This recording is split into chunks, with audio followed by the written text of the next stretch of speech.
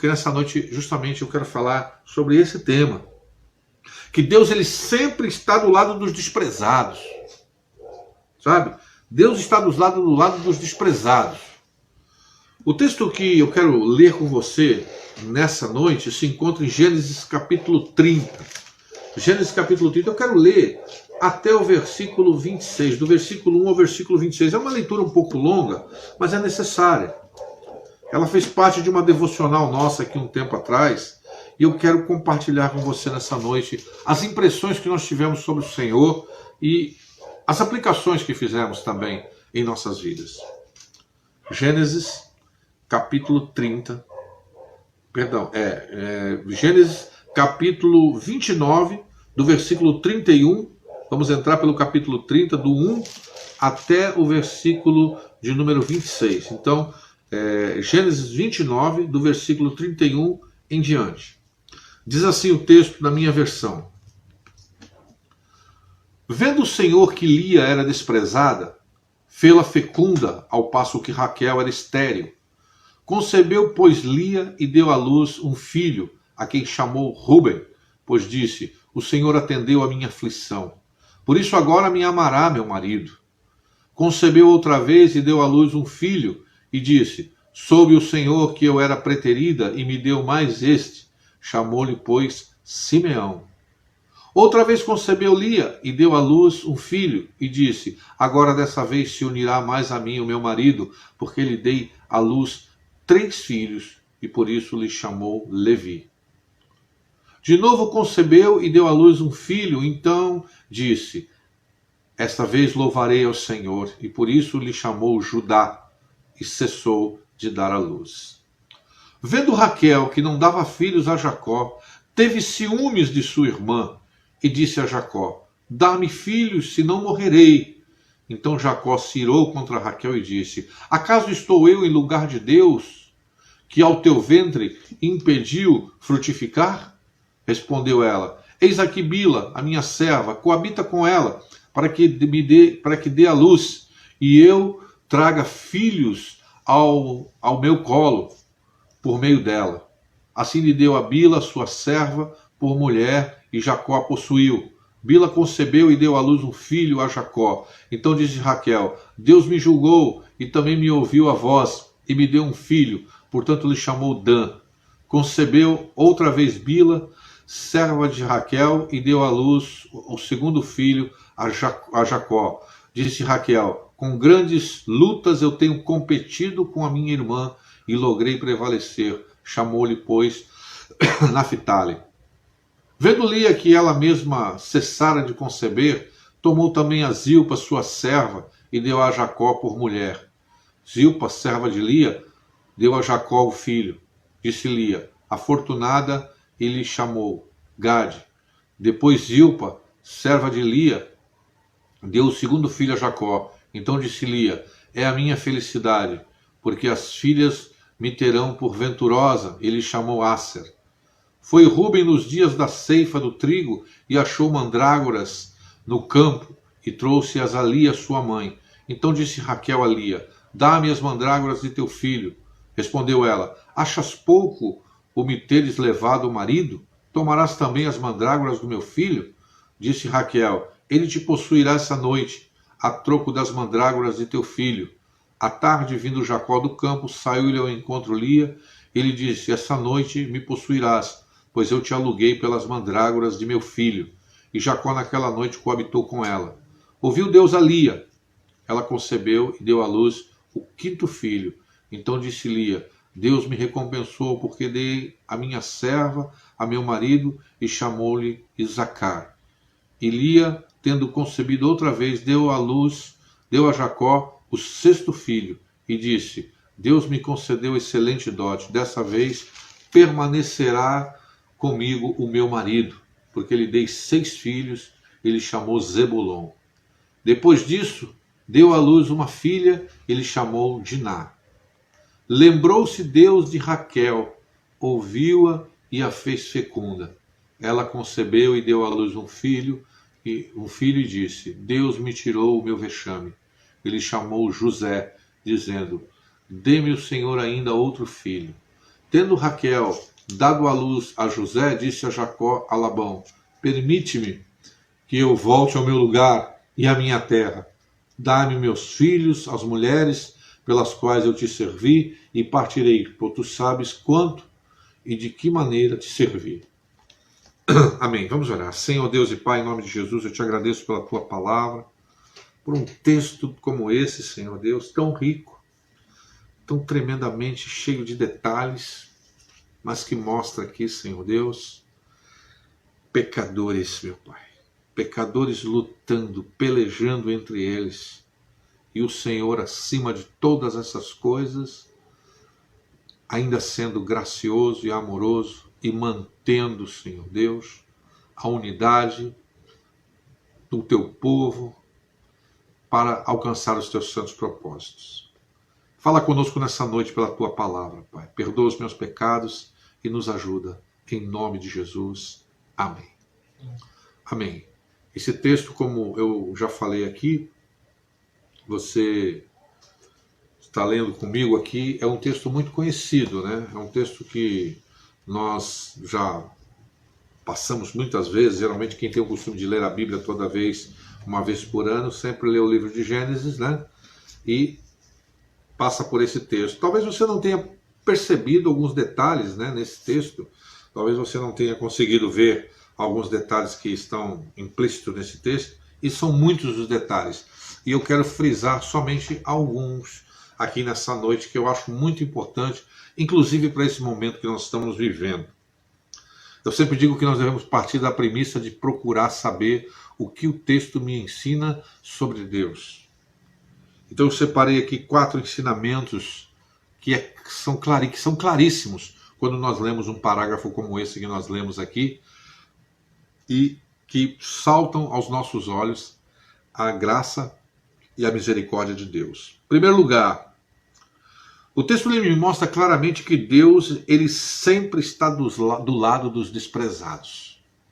Eu não sei se você percebeu na leitura desse texto que aqui havia uma mulher desprezada. Uma mulher que veio aqui para essa família aqui por um engano, né? O Jacó foi enganado, trabalhou 7 anos ali por Raquel e lhe deram Lia. Lhe deram uma mulher, ele trabalhou 7 anos pela bonita e lhe deram uma esposa feia. Lhe deram a que ele não queria. E ela, na verdade, ela veio ali e ficou ali com ele, e ele não tinha nenhuma intenção de fazer ali uma dinastia, uma geração com ela. Ela era desprezada. Veja que o texto começa dizendo no versículo 31, vendo o Senhor que Lia era desprezada, fê-la fecunda, ao passo que Raquel era estéril. O Senhor sabia que isso era uma grande injustiça que estava sendo cometida por um escolhido seu. Jacó era um eleito de Deus. Como você, como eu, como todos aqueles que são alvos da misericórdia e da graça de Deus. Então, nós temos que entender aqui, em primeiro lugar, que Deus sempre está ao lado dos desprezados. Sempre está do lado dos desprezados. A Bíblia diz que Deus é o Deus dos pobres, dos necessitados, dos carentes, dos órfãos, das viúvas, do estrangeiro. Deus não é o Deus dos poderosos, não, viu, irmão? Há uma inversão de valores nos dias de hoje, quando as pessoas olham para os homens poderosos dessa terra, vejam e contemplam, né, os poderosos, as riquezas, as pessoas cheias de dinheiro, as pessoas engenheiradas sem problemas, né, desfrutando da vida à vontade, comendo, bebendo, vivendo vidas regaladas. Nós conhecemos muito bem a parábola de nosso Senhor e Salvador Jesus Cristo sobre um rico e um mendigo chamado Lázaro. Quando um morre, um é sepultado e o outro é tomado pelos anjos e é levado para o seio de Abraão. Nós sabemos muito bem que as palavras de Jesus Cristo estavam dizendo ali que aquele rico vivia regaladamente, sem se preocupar com nada. E Lázaro era aquele que os cães lambiam as suas feridas e ele procurava comer o que caía da mesa das pessoas. Às vezes nós olhamos para a pobreza que está no mundo e nós perguntamos, aonde está Deus? Está em você, está em mim. Está em nós para nós podermos estender a mão e verdadeiramente aplicar a generosidade e tirar aquelas pessoas daquela situação que está. Hoje eu estava vendo uma reportagem de um prefeito da cidade de São Paulo, um homem que está doente, um homem que está com câncer, um homem que está mortalmente ferido, mas que o seu coração continua cheio de orgulho como de todos os pecadores. Ele não é o maior pecador do que ninguém, não. Ele é só mais um pecador. E esse homem, o prefeito da cidade de São Paulo, ele mandou ir debaixo dos viadutos e concretou pedras pontudas. Fez um asfalto de pedras pontudas debaixo de um viaduto muito famoso que tem ali no centro da cidade, para que os mendigos não pudessem dormir naquele lugar. É muito interessante o que foi feito. Aquele homem estava tirando, aquelas pessoas já tinham perdido tudo. Elas não tinham mais comida, elas não tinham mais roupas, elas não tinham mais abrigo, elas não tinham mais nada. E o Estado ainda estava tirando delas o direito de dormir ao relento, o direito de dormir debaixo de um viaduto, o direito deles poderem se proteger debaixo de um viaduto da chuva, do sereno, do frio. E é interessante que eu tenho certeza que muitos cristãos passaram por aquele lugar, ficaram sabendo disso. E um padre de 72 anos, passou a mão em uma marreta, indignado com aquilo. Ele pegou uma marreta e ele foi para baixo, com seus 72 anos, ele foi para baixo daquele viaduto indignado e começou a tentar quebrar aquelas pedras concretadas ali, porque ele ficou indignado da dureza do coração de um homem, da dureza do coração de um sistema. E aquilo repercutiu tão mal,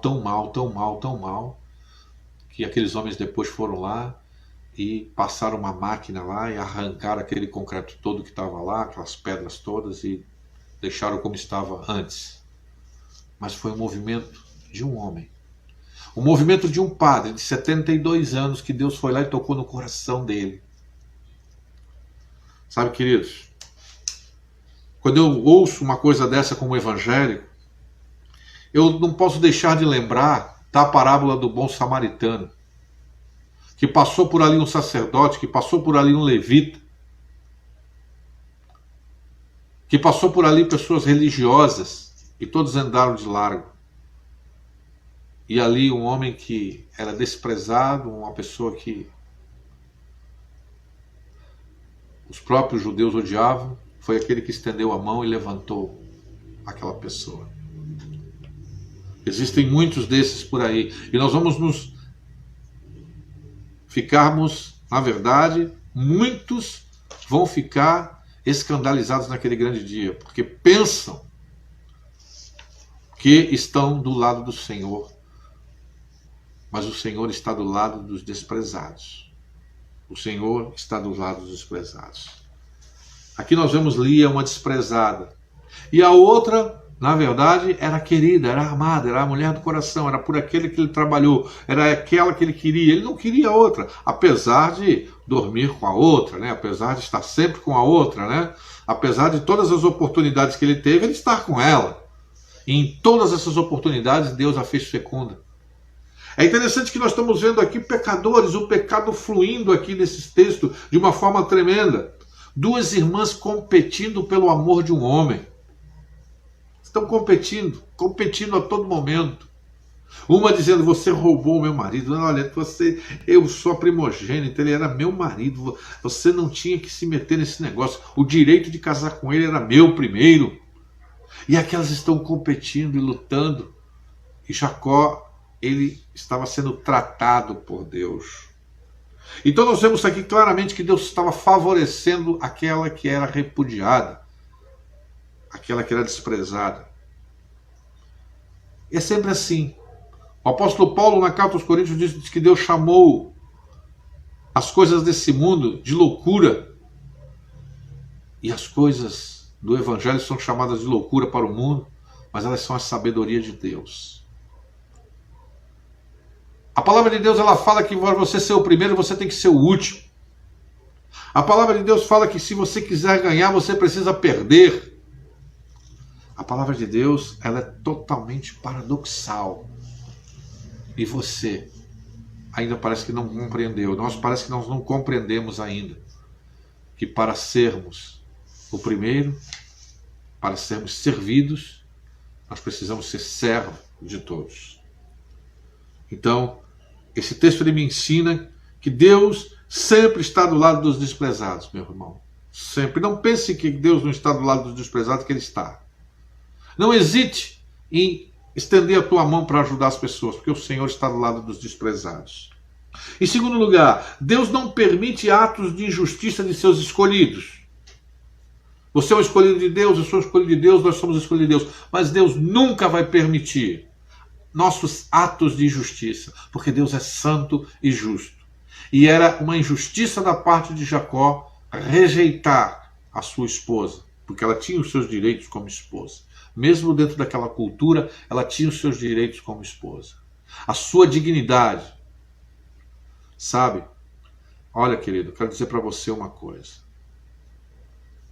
Nós precisamos parar e pensar que, por sermos de Jesus, por recebermos o Espírito Santo, por andarmos com o Senhor, isso na verdade não nos exime de sermos julgados pelos nossos atos injustos.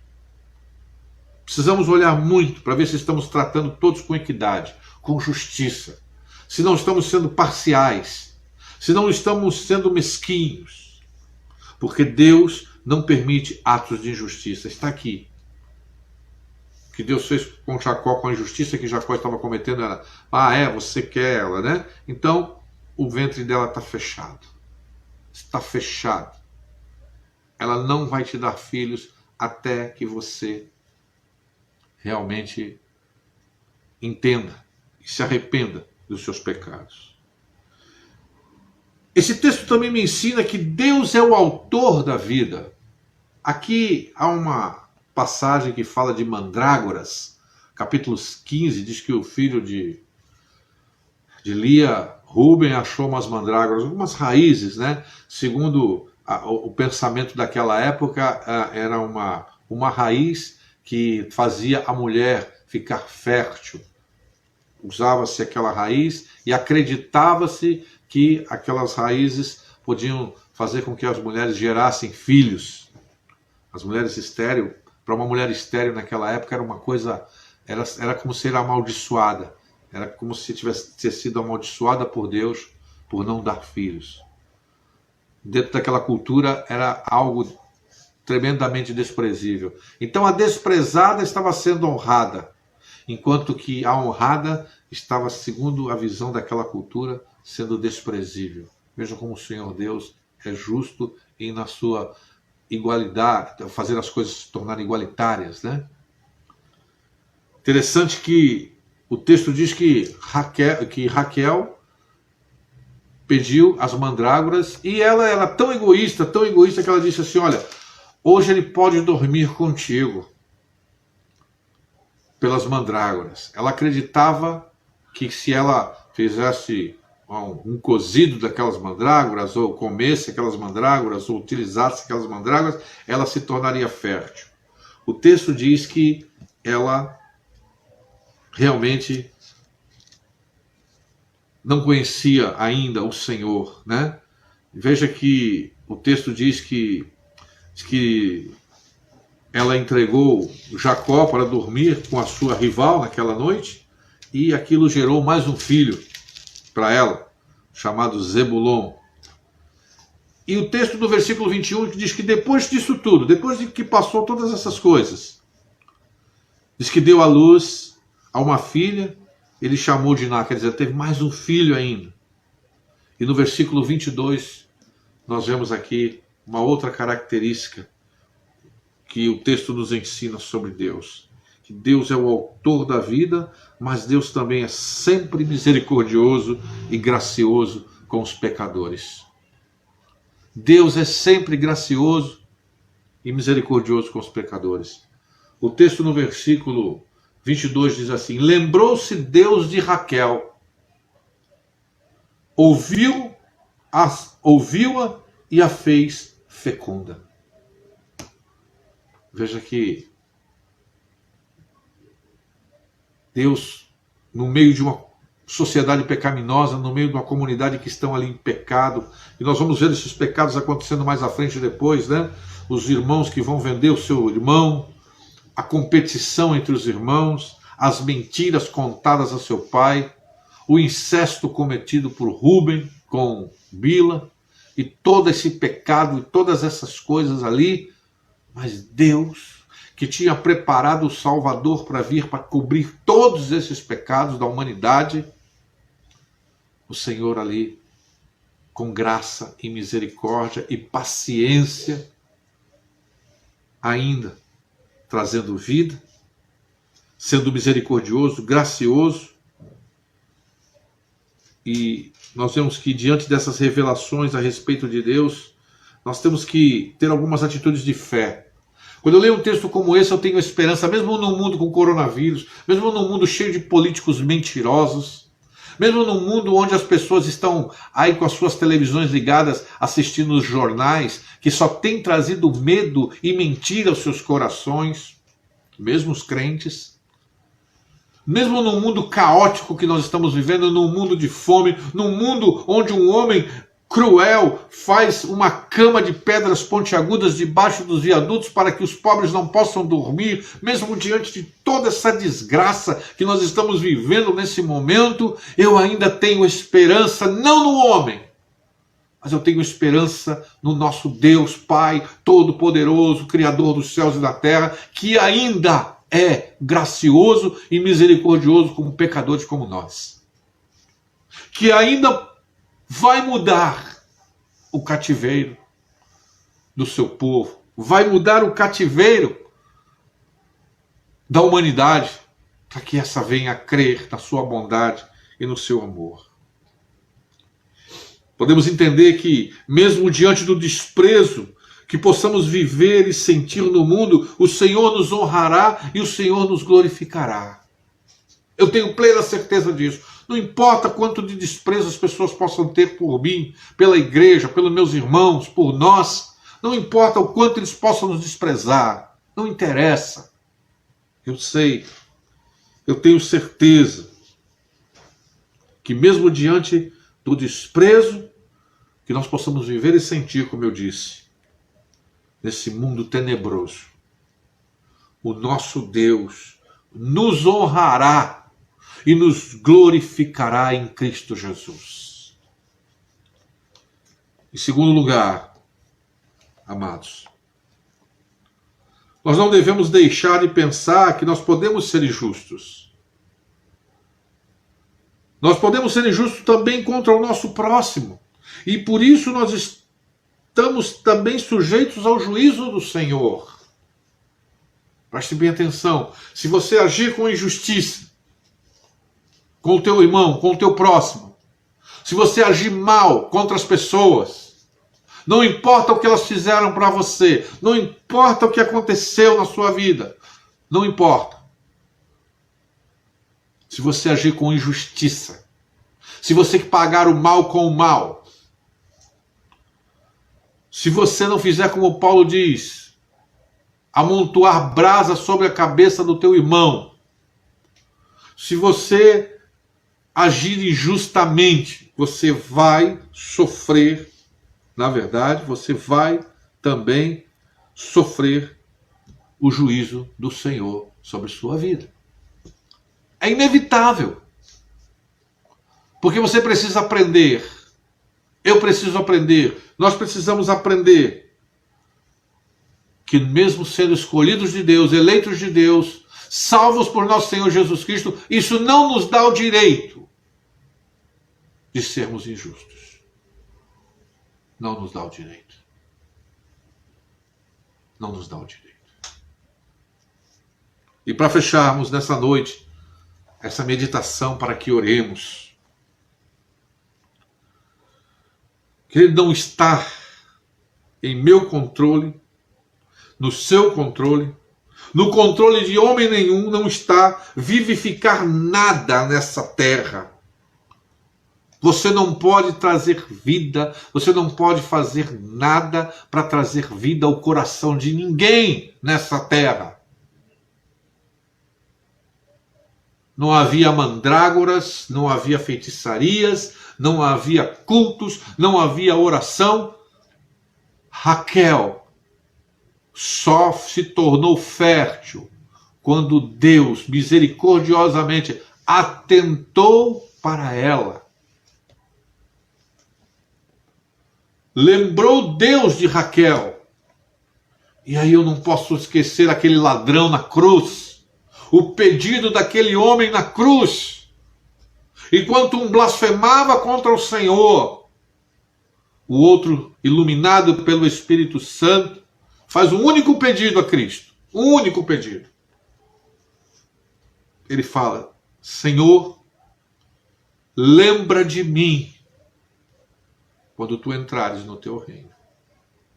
Lembra de mim. E a resposta que ele recebeu do nosso Cristo foi: hoje mesmo estarás comigo no paraíso. Que promessa gloriosa.